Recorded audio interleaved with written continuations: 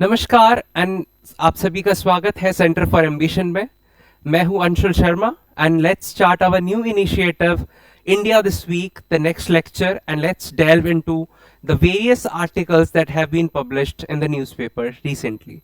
Okay, so everyone, the very first article that we need to understand is RBI to conduct OMO purchases of 1 lakh crore GSECs for liquidity. This article was in the news, okay, and this article becomes very important, बहुत ज्यादा important हो जाता है from the perspective of prelims, okay, from the perspective of prelims, क्योंकि इस article से related already कुछ PYQs हैं जो आ चुके हैं. It is very important from the perspective of economy, okay, GS paper 3 from our main syllabus. GS paper 3 में भी ये आर्टिकल बहुत ज्यादा इंपॉर्टेंट हो जाता है हमारे लिए समझने के लिए. इसमें कुछ हम टेक्निकल पॉइंट्स समझेंगे related with economy, Indian economy से रिलेटेड चीजें हमें समझनी है. सो लेट्स अंडरस्टैंड कि ये क्या होता है. GS paper 3, okay, prelims point of view से भी काफी ज्यादा इंपॉर्टेंट हो जाता है ये आर्टिकल हमें समझना. सबसे पहले यहां पर हम तीन चीजें मार्क करेंगे. The first one is, the very first point is RBI, second is OMO, then is G secs and also liquidity. ये चार टर्म्स हैं इस हेडिंग में जो हमें अच्छे से समझने हैं, ये चार टर्म्स का मतलब और इनसे जुड़ी हुई चीजें. So let's start. ओके, सबसे पहली चीज है इस आर्टिकल में, that is RBI. That we all know, Reserve Bank of India. It is the central bank of our country. Okay, हर एक कंट्री में एक सेंट्रल बैंक होता है. इंडिया में जो सेंट्रल बैंक है that is reserve bank of India, that is RBI, reserve bank of India. Okay, now RBI का function होता है, दैट इज एक बहुत इंपॉर्टेंट फंक्शन होता है, that is open market operations.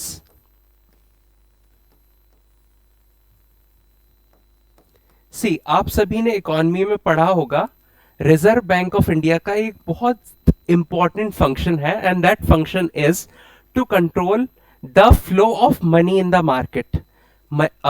Indian economy में, इंडियन मार्केट में इन्फ्लेशन है, उस इन्फ्लेशन को कैसे कंट्रोल करना है, या फिर अगर मंदी चल रही है तो कैसे इकोनॉमी को हमें बूस्ट अप करना है, ये सारे फंक्शंस परफॉर्म करता है reserve bank of India, okay, on the behalf of the government of India. और इसी ऑपरेशन को कहा जाता है, ये जो ऑपरेशंस आरबीआई लेता है in order to adjust the liquidity, control inflation, stimulate the economy of the nation, इन सारे कंपोनेंट्स को, इन सारे प्रोसेसेस को कहा जाता है open market operations. Okay, now what are open market operations? See, basically होता क्या है, गवर्नमेंट बॉन्ड्स होते हैं, गवर्नमेंट बॉन्ड्स होते हैं या गवर्नमेंट सिक्योरिटीज होती हैं.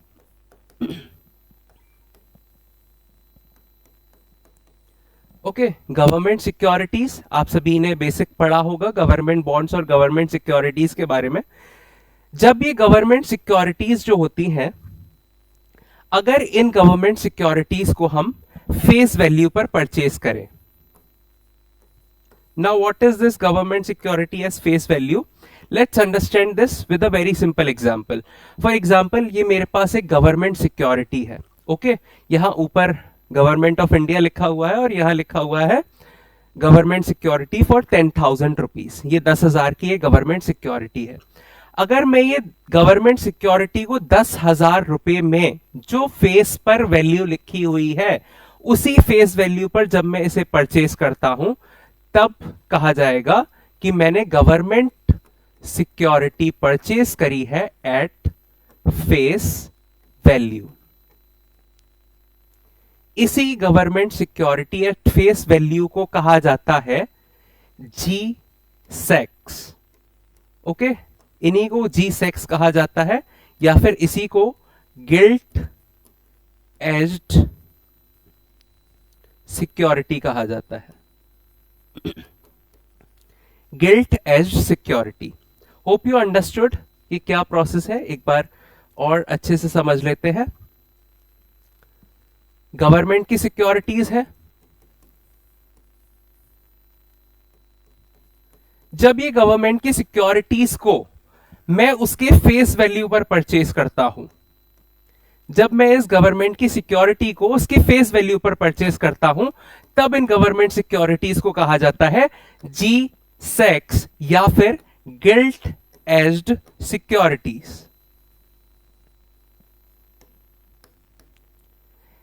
सी द रीजन बिहाइंड इसे गिल्ट एज सिक्योरिटी क्यों कहा जाता है इज वेरी सिंपल। जब इनिशियल डेज में गवर्नमेंट बॉन्ड्स या गवर्नमेंट सिक्योरिटीज इश्यू होती थी, तब वो एक पेज पर होती थी और उस पेज की जो एजेस होते थे वो गोल्ड से गोल्ड प्लेटेड होते थे। तो इसी गोल्ड प्लेटेड की वजह से ये हाई क्वालिटी सिक्योरिटीज होती थी, इसीलिए इन्हें गिल्ट एज सिक्योरिटीज कहा जाता था। अगर इसे फेस वैल्यू पर गवर्नमेंट सिक्योरिटी को परचेज किया जाता है, तब ये कहलाती है जी सेक्स। ओके, इसी को कहते हैं हम गवर्नमेंट सिक्योरिटी या जी सेक्स। सो यहां से हमें ये कॉन्सेप्ट समझ में आया, which is very simple. Okay, अब आरबीआई का फंक्शन क्या होता है? आरबीआई के पास गवर्नमेंट सिक्योरिटीज है in the form of G secs. Okay, G secs में क्या होता है? गवर्नमेंट सिक्योरिटीज है, अगर मैंने गवर्नमेंट सिक्योरिटी खरीदी है एट द फेस वैल्यू, तब उसे जी सेक कहेंगे, और उसका एक पीरियोडिक इंटरेस्ट भी मुझे मिलेगा। उस पीरियोडिक इंटरेस्ट को कहा जाता है कूपन रेट। ओके, वो कूपन रेट मुझे मिलेगा और मेरा प्रिंसिपल अमाउंट भी मुझे मिल जाएगा eight the time of maturity. जब वो सिक्योरिटी मैच्योर हो जाएगी, तब मुझे प्रिंसिपल अमाउंट भी मिल जाएगा, और जो पीरियोडिकली मुझे कूपन रेट मिलना है वो भी मुझे रिसीव होगा। This is the difference between purchasing government security at face value and purchasing government security at a discounted rate. अगर हम डिस्काउंटेड रेट पर खरीदेंगे तो हमें कोई भी कूपन रेट नहीं मिलेगा, कोई भी पीरियोडिक इंटरेस्ट नहीं मिलेगा। जबकि अगर जब हम गवर्नमेंट ऑफ इंडिया की सिक्योरिटीज को किसी फेस वैल्यू पर खरीदते हैं, तब हमें एक कूपन रेट मिलता है। ओके, और प्रिंसिपल अमाउंट भी मिलता है at the time when the security gets matured. तो ये आरबीआई जी सेक्स पजेस करती है on the behalf of government of India. अब दो ऑपरेशंस इसके पास होते हैं। Either RBI can purchase government securities, जो ऑलरेडी मार्केट में गवर्नमेंट सिक्योरिटीज हैं, उन सिक्योरिटीज को आरबीआई परचेज कर सकती है मार्केट में, इन द सेंस ऑफ किसी भी कॉरपोरेशन के पास हो सकती है, किसी बैंक के पास हो सकती है। ओके, तो आरबीआई के पास दो फंक्शन है, either it can purchase the government securities और it can sell out. Okay, तीसरा तो कोई ऑप्शन नहीं बचता है। आरबीआई के पास दो ही ऑप्शन है, या तो आरबीआई परचेज कर सकता है या आरबीआई सेल आउट कर सकता है इन गवर्नमेंट सिक्योरिटीज को, जी सेक्स को। ओके, इन गवर्नमेंट सिक्योरिटीज को परचेज करने के प्रोसेस को बोला जाता है OMO purchase, open market operation of purchase, और सेलिंग आउट के ऑपरेशन को कहा जाता है open market operation of selling out. Now ये जो दो ऑपरेशंस हैं, ये इंटेंडेड होते हैं दो अलग अलग टारगेट्स में।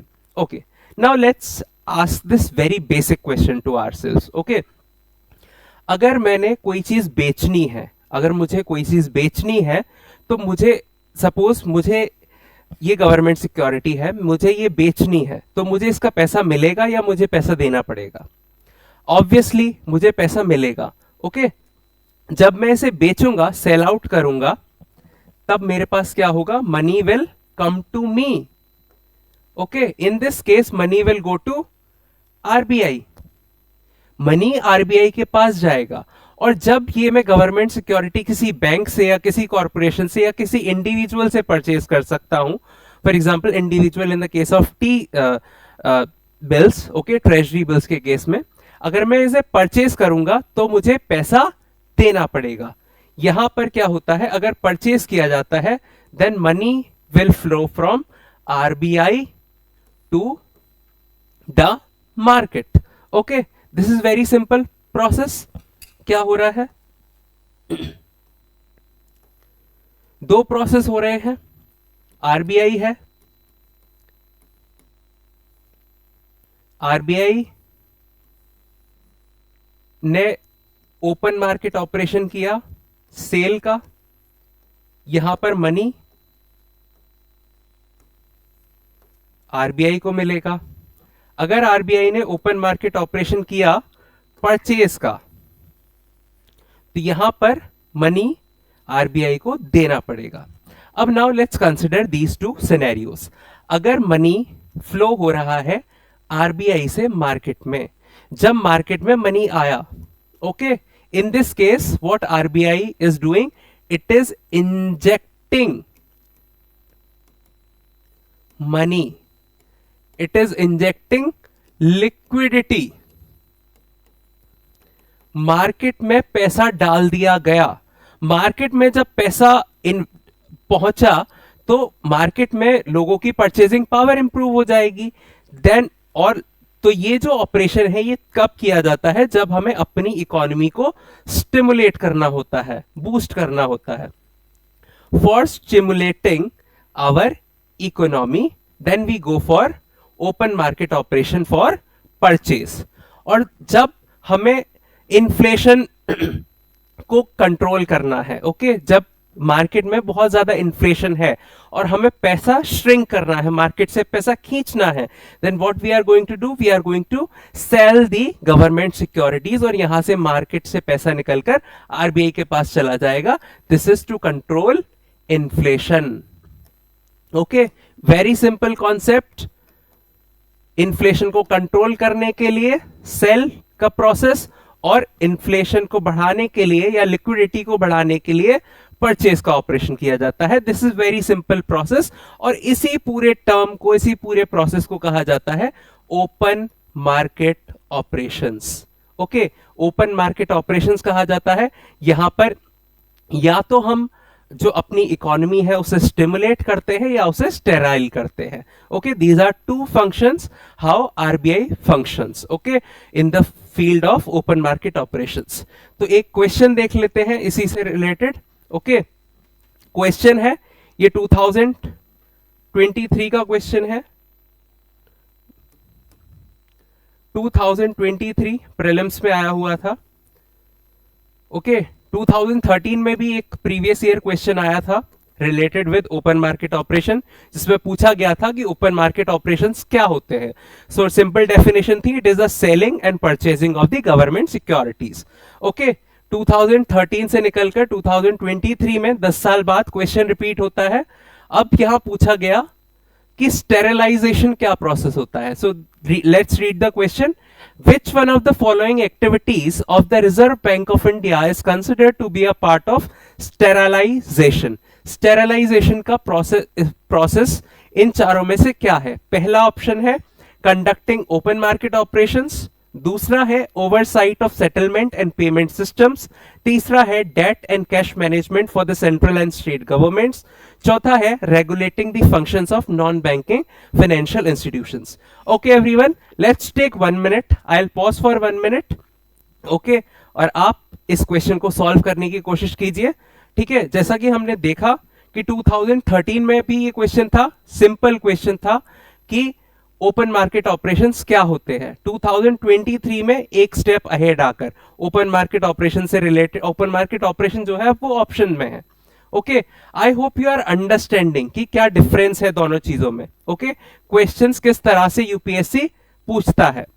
Next in the same regard is a very unique article that we have found, और ये एक अपने आप में एक बहुत इंटरेस्टिंग आर्टिकल है, because it is first of all it is a private member bill which has been introduced in Lok Sabha. Okay, and this bill is right to disconnect bill.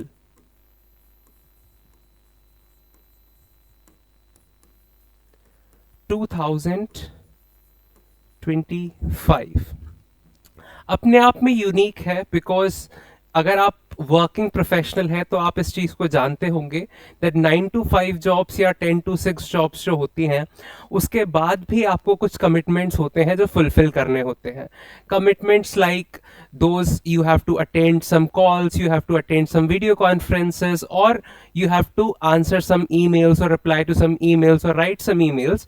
These are some of the engagements that you have to do apart from the regular working hours. जो आपकी 8 घंटे की job होती है उसके अलावा भी उसके बाद आपको कुछ ऐसे जॉब्स करने होते हैं जो कि आपके वर्किंग आवर्स में काउंट नहीं होते हैं.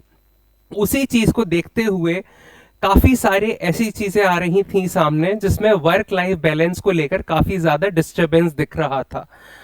काफी ज्यादा ऐसी प्राइवेट स्टडीज यूनिवर्सिटीज के द्वारा स्टडीज शो हो रही थी जिसमें work life balance which is leading to the mental disharmony between people and families.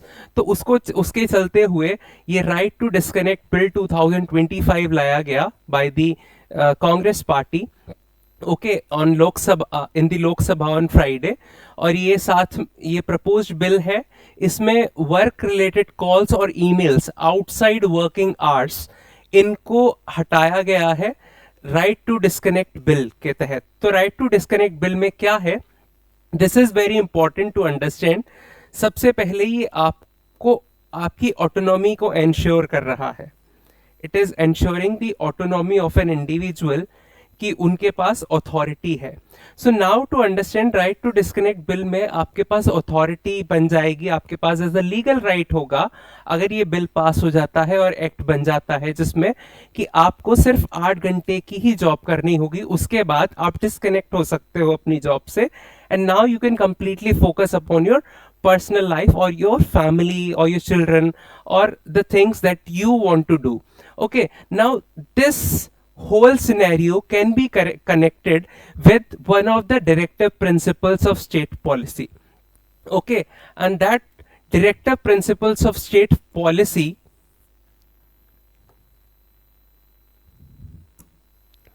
that is DPSP, and it is article 42. We can connect it with article 42. Now everyone just think for a while and think, what does this article 42 means? It means just and humane working conditions.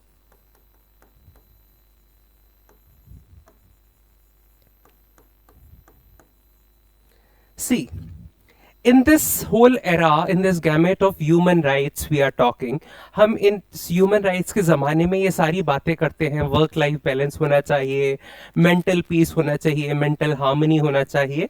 इसी को देखते हुए just and humane working conditions जो article 42 है हमारे constitution का in the chapter of directive principles of state policy, वहां पर ये बात करी गई है and we can link this article 42 with this bill.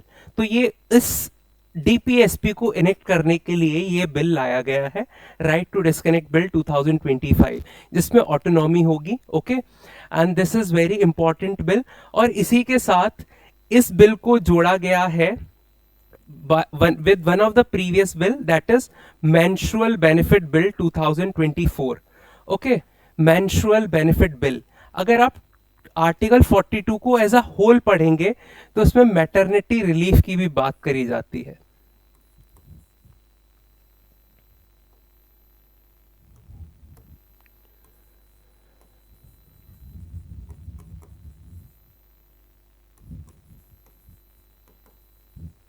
Maternity relief की बात करी जाती है और इसी के चलते हुए इसमें एक और एस्पेक्ट ऐड किया गया है जो बिल 2024 में मेंस्ट्रुअल बेनिफिट बिल के नाम से प्रेजेंट किया गया था बाय कांग्रेस एमपी कदियम काव्या के द्वारा. उस बिल को भी इसके साथ जोड़कर पेश किया जा रहा है एंड होप ये दोनों बिल पार्लियामेंट में पास हो जाते हैं, being considered that these bills are there to enact article 42 of the directive principles of state policy, which in itself is a very important topic. okay, So this was the topic, new bill allow rights to disconnect for employees. तो इस article में ये था, and that was a great reading.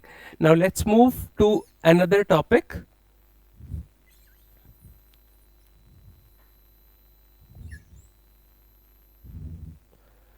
Next article in the same regard is government to streamline its public communication framework. Up this article, read the heading carefully.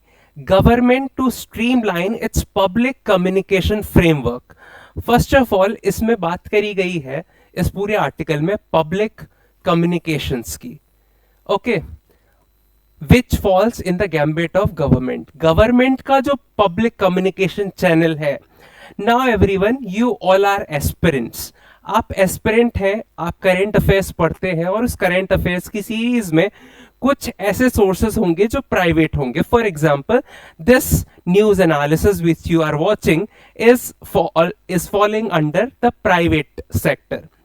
But कुछ ऐसे government के channels होते हैं, government के ऐसे mediums होते हैं जहां पर government talks to the public, talks to people through their communication channels. Okay, उस चीज की बात करी गई है, and it is talking about the Indian information service. Okay, Indian information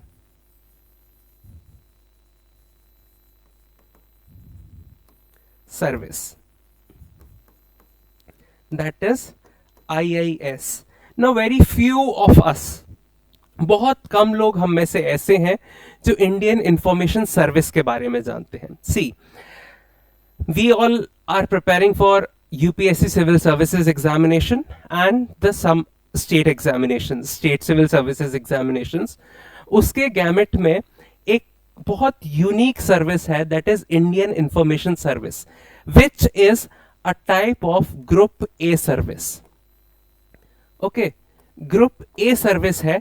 इस सर्विस को स्ट्रेंथन करने के लिए, स्ट्रीमलाइन करने के लिए गवर्नमेंट ने इस पर हाल ही में कुछ अपने स्टेप्स लिए हैं. Okay, this is in central civil services. Okay, and इस अब आपके दिमाग में ये आ रहा होगा, हम यहाँ पे कौन से पब्लिक कम्युनिकेशंस की बात कर रहे हैं, पब्लिक कम्युनिकेशन चैनल्स की बात कर रहे हैं. तो अगर हम इस पे देखें तो हम पहचान पाएंगे government public communication.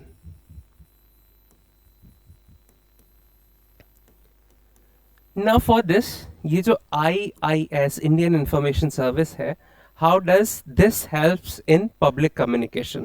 This helps through PIB. Okay, this helps through All India Radio.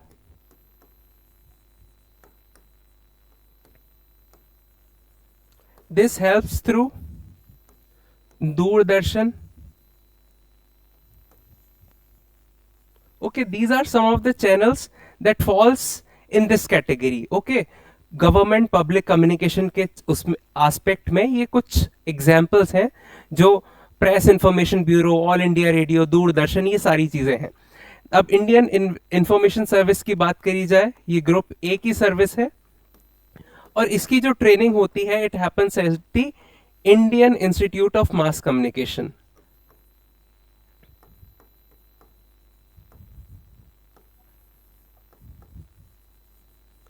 Mass communication, Indian institute of mass communication, ये सारी चीजें हैं. तो यहाँ पे जो ऑफिसर्स होते हैं, these are the spokes persons. Okay, officers का जो जॉब होता है, they are the spokes person of government, and they are the official channel for the disseminating of any information. Information को disseminate करना, policies को disseminate करना, लोगों तक पहुंचाना, as well as gathering public opinion. Public का opinion किसी bill को लेकर, किसी स्कीम को लेकर, किसी पॉलिसी को लेकर क्या है, वो कलेक्ट करना भी government public communication which falls in the Indian Information Service, इस aspect में आता है. Not only the dissemination of information, सिर्फ information देना नहीं, but also to gather the information. This is also the part of it. So it is a two-way communication, both receiving as well as sending the information. Okay, this was all about this article. तो इस article में एक unified outreach plan बनाया गया है. There are 4 points that you need to remember.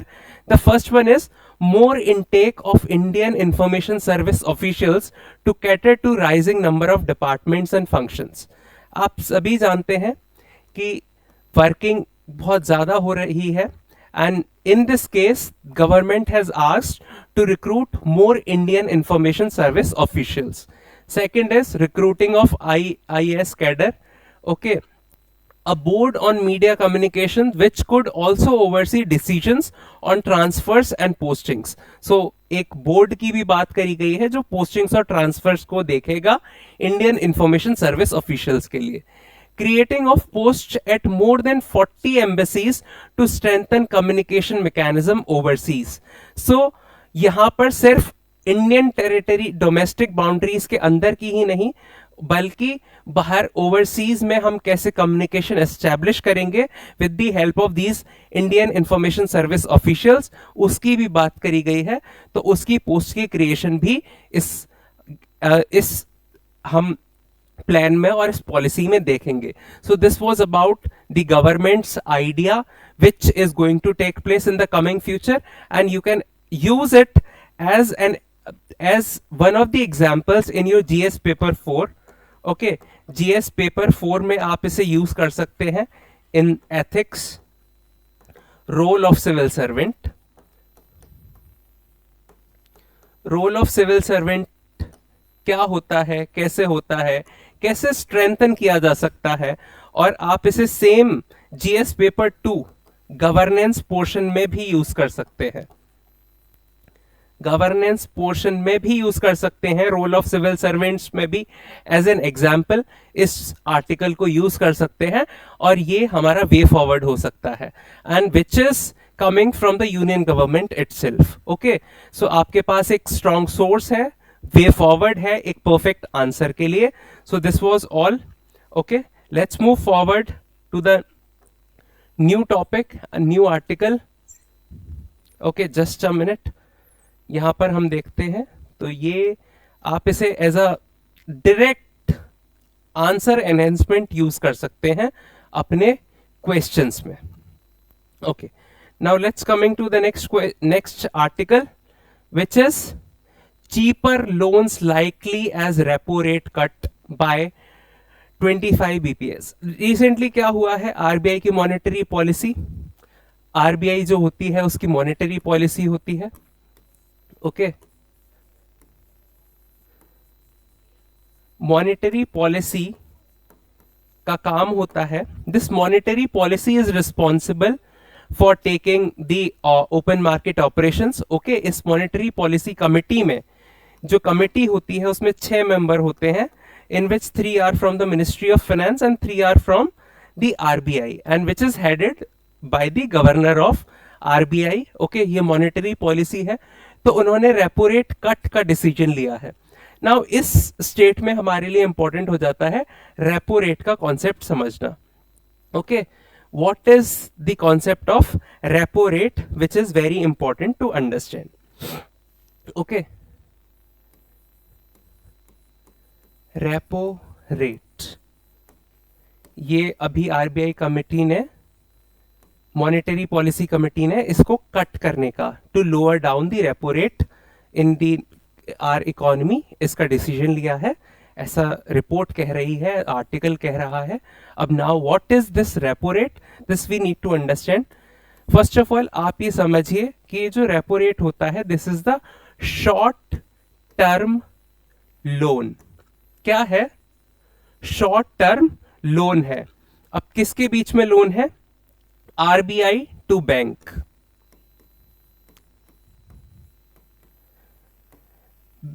RBI जब bank को, किसी भी बैंक को जब आरबीआई लोन दे रही है, उस केस में अगर शॉर्ट टर्म बेसिस पर कोई लोन दिया जा रहा है तो उस पे जो इंटरेस्ट चार्ज होता है that is known as repo rate.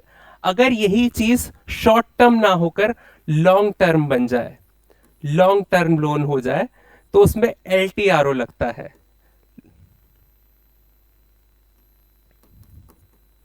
Okay, long term repo rate, repo operations लग जाते हैं।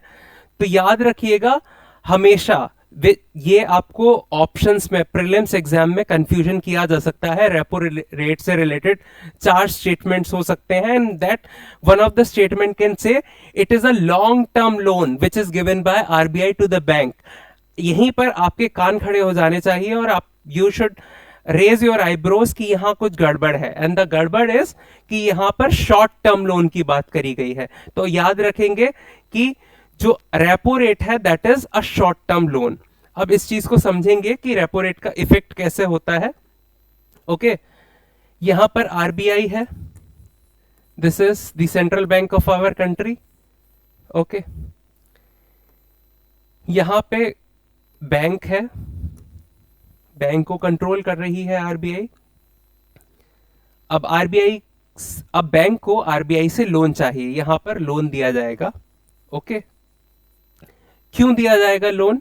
क्योंकि अल्टीमेटली बैंक को लोन देना है पब्लिक को। Okay, hope this is getting very much clear from this simple block diagram. RBI है, RBI bank को लोन दे रही है। क्यों लोन दे रही है? बैंक को जरूरत है to raise loan to the public, public को लोन दिया जाए। ओके, अब यहां पर लॉन्ग टर्म में दिया जाता है तो एलटीआरओ रेट पे होता है, और अगर यही लोन शॉर्ट टर्म में दिया जाए, शॉर्ट टर्म, शॉर्ट टर्म में जब ये लोन दिया जाता है तब जिस रेट पे दिया जाता है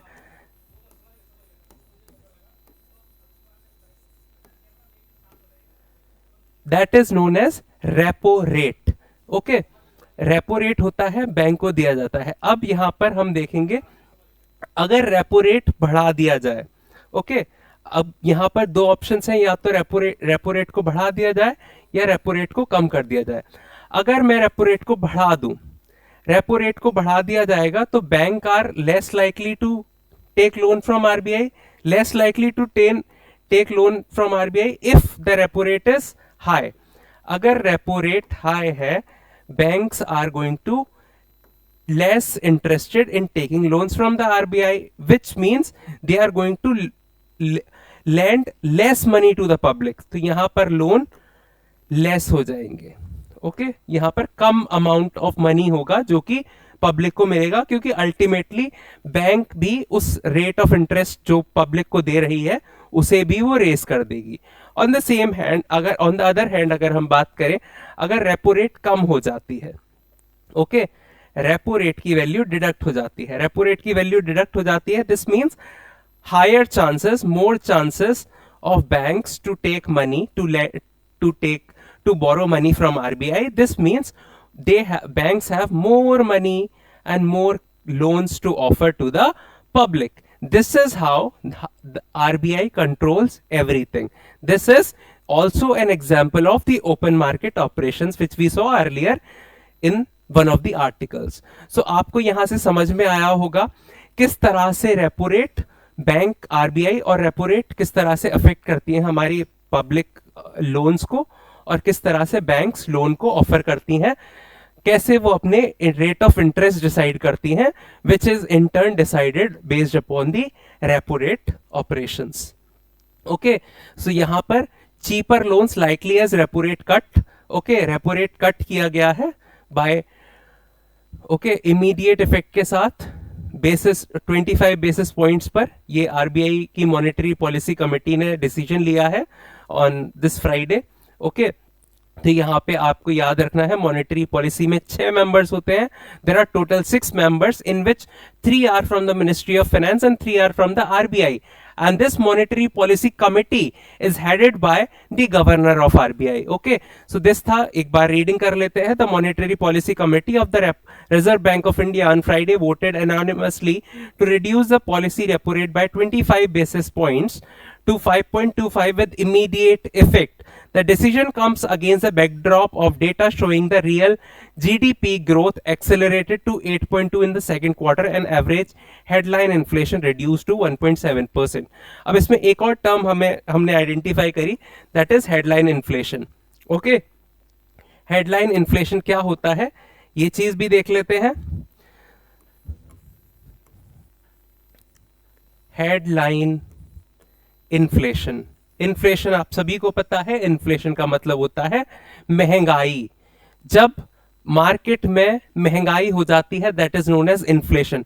now in a very basic term, और ये एक तरह का निम्नलिखित आप समझ सकते हैं, हेडलाइन इन्फ्लेशन वो होता है, हम इसमें उन चीजों के इन्फ्लेशन की बात कर रहे होते हैं जो हेडलाइन में आती हैं. ओके, अब हेडलाइन में किस किस चीज का आपने न्यूज़पेपर में किस चीज की इन्फ्लेशन की बात सुनी है? आपने देखा होगा पेट्रोल के दाम बढ़ गए, कार के दाम बढ़ गए. Okay, so it deals with petrol, food. Okay, तो ये होता है हेडलाइन इन्फ्लेशन, जिसमें हम जो हेडलाइंस में प्रिंटेड होता है that is headline inflation.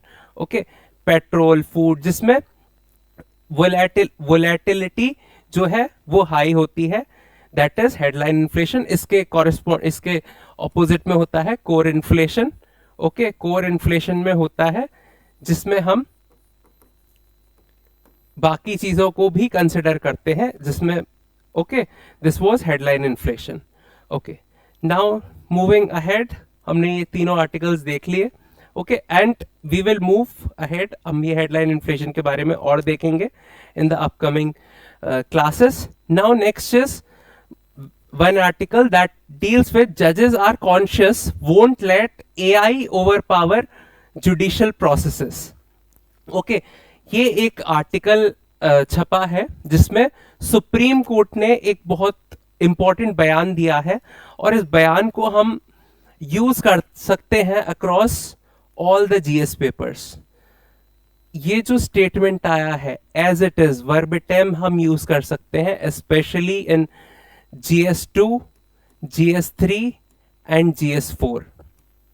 Okay, GS2 में हम इसे यूज कर सकते हैं supreme court polity, supreme court के जो जजमेंट्स होते हैं, जो वर्डिक्ट्स होते हैं, उसमें यूज कर सकते हैं.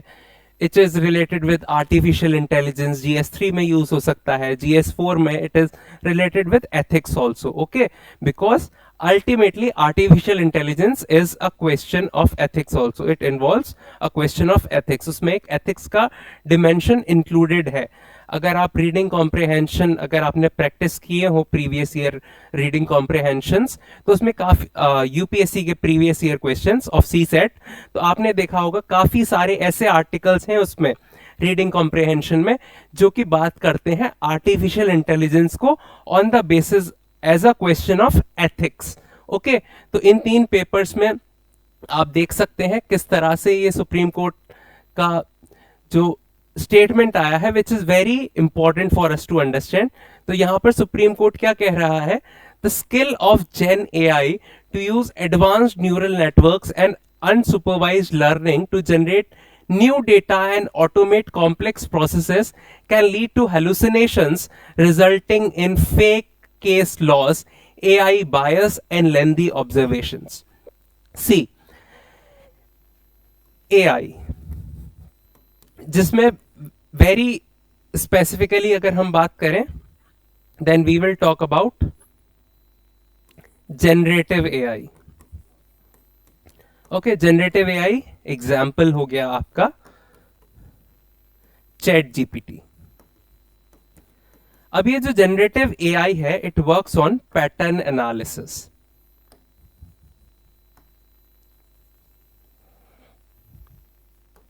ये जनरेटिव एआई पैटर्न एनालिसिस पर बेस्ड करता है. अब ये पैटर्न एनालिसिस क्या है?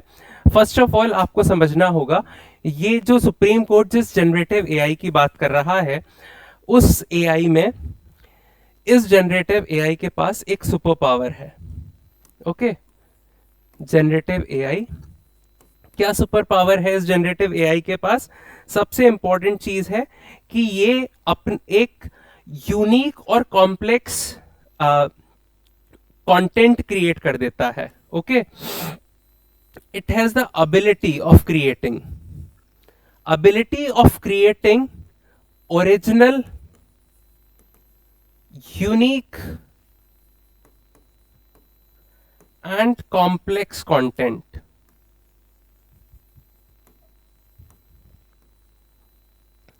Which is distinguishable.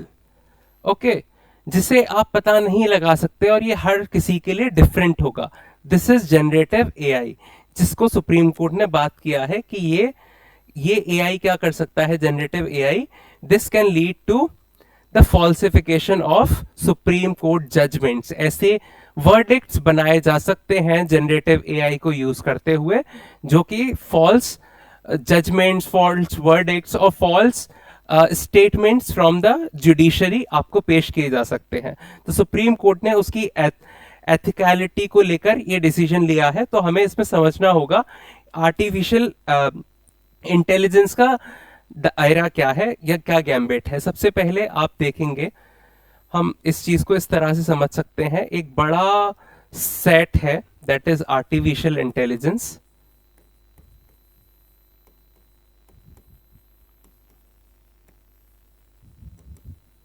Artificial intelligence है.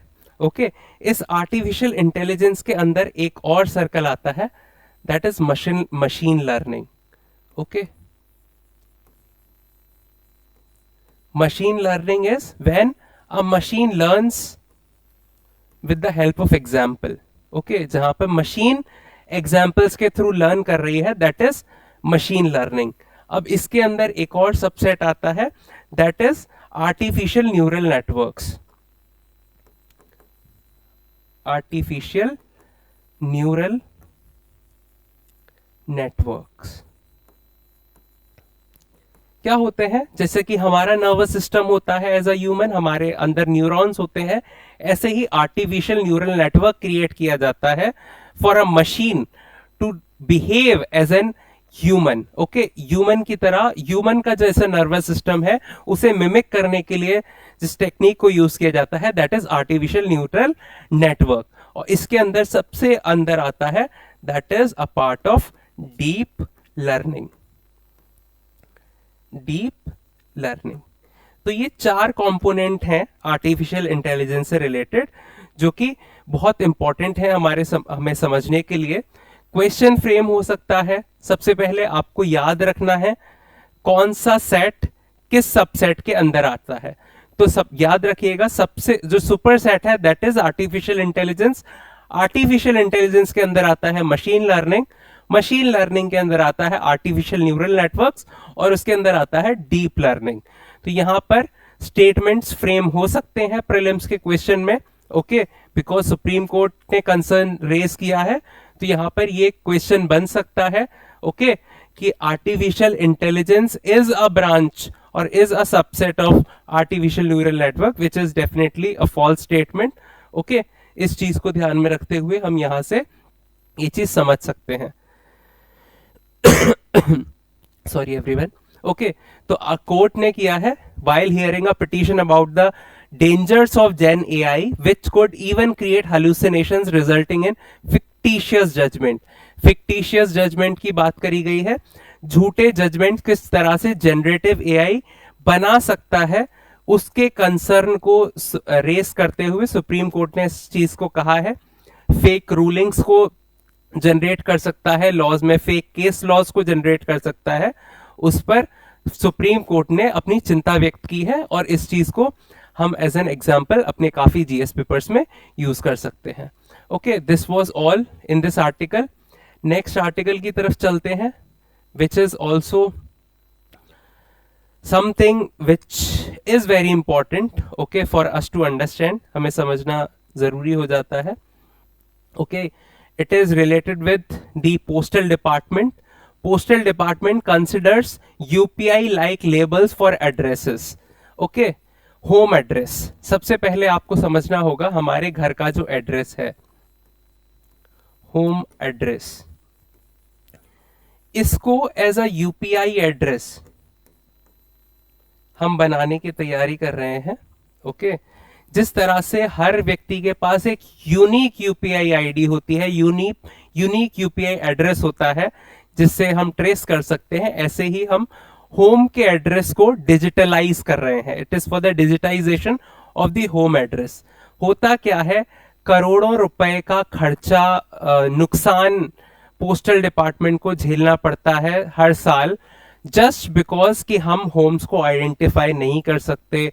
कहीं जो पोस्टल सर्विस जानी होती है वो रॉन्ग एड्रेस पे डिलीवर हो जाती है, फिर वहां से वो चीज लॉस्ट भी हो सकती है, या उसका वापस आना, उसमें लॉजिस्टिक्स की कॉस्ट, पूरा सप्लाई चेन मैनेजमेंट डिस्टर्ब होना, और अल्टीमेटली डिफीटिंग दी एजेंडा की वो जो पोस्ट था या जो भी पार्सल था वो कहां पर पहुंचना था, उस चीज के पर होल पर्पस को डिफीट करते हुए काफी ज्यादा हमें नुकसान उठाना पड़ता था पोस्टल डिपार्टमेंट को। उसी चीज को लेकर डिपार्टमेंट ऑफ पोस्ट ने यूपीआई लाइक लेबल्स के तरह से एक इनिशिएटिव शुरू किया है, दैट इज हमें शुरू करना है। इसमें जो उन्होंने टेक्नोलॉजी यूज करने की बात करी गई है, that is Dhruv system. Dhruv system की बात करी गई है यहां पर। ओके, ध्रुव सिस्टम की बात करी गई है। इंप्लीमेंटेशन यहां पर आप देख सकते हैं, सीनियर ऑफिशियल इन्वॉल्व ध्रुव इंप्लीमेंटेशन। ओके, यहां पर एक यूनिक होम की आइडेंटिटी बनाई जाएगी। इस ध्रुव सिस्टम में एक डिजी पिन जनरेट किया जाएगा। ओके, डिजी पिन जनरेट किया जाएगा, ओके, जिसके थ्रू हर एक घर को, इस देश में जितने भी घर हैं उस घर को एक यूनिक वर्चुअल जियो आईडी दी जाएगी। वर्चुअल जियो आईडी दी जाएगी। तो इसमें सबसे पहले हमें समझना है कि डिजी पिन का क्या फुल फॉर्म है। डिजी पिन का फुल फॉर्म है digital postal index number. Okay, digital postal index number. Okay, हर एक हाउस को एक डिजी पिन दिया जाएगा, एक डिजिटल, जो डिजिटल होगा पोस्टल इंडेक्स नंबर इशू किया जाएगा। और ये जो डिजी पिन है, this is going to be a 10 digit alphanumeric number. 10 digit का अल्फा न्यूमेरिक नंबर होने वाला है ये। अल्फा न्यूमेरिक नंबर 10 डिजिट पे, जैसे कि आपका पैन कार्ड होता है, जैसे आपके पैन कार्ड में नंबर्स भी होते हैं प्लस अल्फाबेट्स भी होते हैं, उसी तरह से इस डिजी पिन का जो लेंथ होगी वो होगी 10 डिजिट की, जिसमें अल्फाबेट भी होंगे और न्यूमेरिकल वैल्यूज भी होंगी। ऐसा एक 10 डिजिट का combination of alphabets and number आपके होम को दिया जाएगा। That is going to be your DIGIPIN, जो कि आपके हाउस में यूज किया जाएगा। अगर हम बात करें ध्रुव की, okay, let's erase this, Dhruv system की,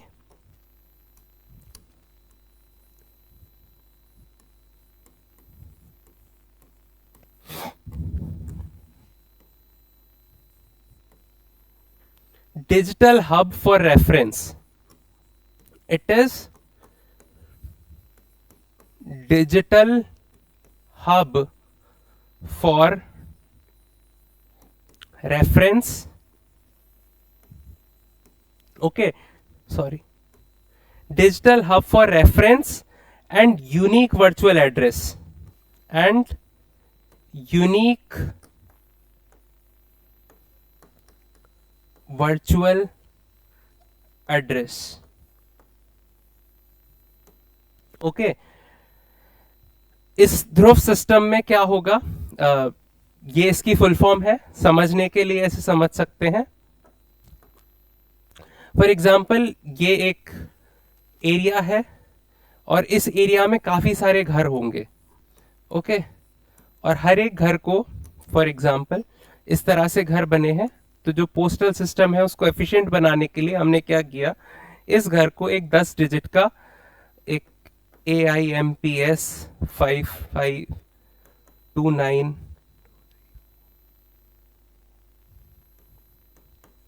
एक 10 डिजिट का अल्फा न्यूमेरिक वैल्यू दे दिया जाएगा, जिसे डिजीपिन कहा जाएगा, और इस होल प्रोसेस को ध्रुव सिस्टम कहा जाता है। ओके, ध्रुव सिस्टम, ये बात करी गई है। डिपार्टमेंट ऑफ पोस्ट के द्वारा। ओके, इसके लिए पोस्ट ऑफिस एक्ट 2023 याद रखेंगे। ओके, ये हमने ध्रुव सिस्टम और डिजी पिन का कॉन्सेप्ट समझा। और ये अचीव कैसे किया जाएगा?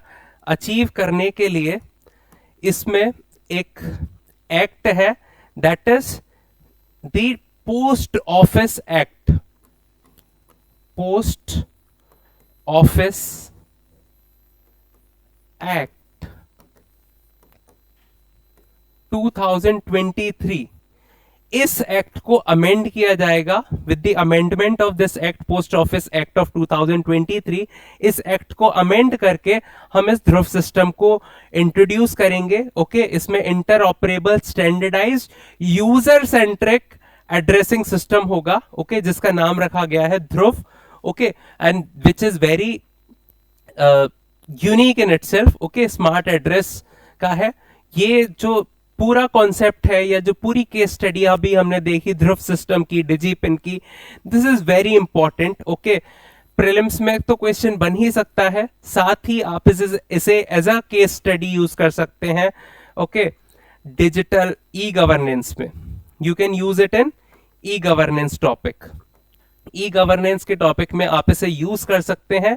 स्मार्ट एड्रेस किस तरह से जनरेट होता है, किस तरह से हम स्मार्टली हम अपने पूरे गवर्नेंस को किस तरह से स्मार्टली बना सकते हैं। ओके, एंड और हम किस तरह से लॉजिस्टिक्स का और सप्लाई चेन मैनेजमेंट में हो रहे जो वेस्ट है, waste of resources as well as waste of money, उसको किस तरह से प्रिवेंट कर सकते हैं। This can be used in GS paper 3 also, GS paper 2। Okay, so ये था आपके लिए, ये कुछ इंपॉर्टेंट आर्टिकल्स थे न्यूज़पेपर से। Okay, this was all from our side. Thank you so much everyone this, and please stay connected. आपको जो भी चीजें अच्छी लगी हो, and if you want to give any feedback, अगर आपको कोई भी फीडबैक देना है कि क्या हम इंप्रूव कर सकते हैं अपने लेक्चर्स में, then please mention your feedback in the comment section. Comment section में अपना फीडबैक जरूर लिखें, ताकि हम अपनी delivery of the current affairs, delivery of lectures improve कर सकें। Thank you so much. Thank you. जय हिंद, जय भारत।